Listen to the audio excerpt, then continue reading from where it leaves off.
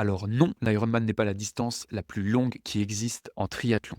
C'est la distance mythique, pour rappel, 3,8 km de natation, 180 km de vélo et pour terminer un marathon de 42,2 km, des distances déjà stratosphériques qui vont représenter pour les amateurs entre 11 heures et 15 heures d'effort. Pour les meilleurs amateurs, on va s'approcher des 10 heures, voire même être un petit peu en dessous, et pour les pros, être aux alentours des 8 heures. Mais effectivement, il existe des triathlons encore plus longs que celui-ci, avec notamment le double Ironman ou le triple Ironman. Vous l'avez compris dans leur nom, ça consiste à doubler ou à tripler les distances d'un Ironman.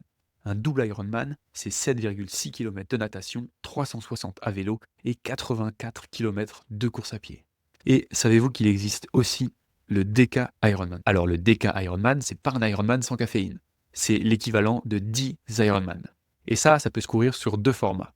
Un premier format où vous courez un Ironman par jour pendant 10 jours. 3,8, 180, 42 km à répéter tous les jours pendant 10 jours.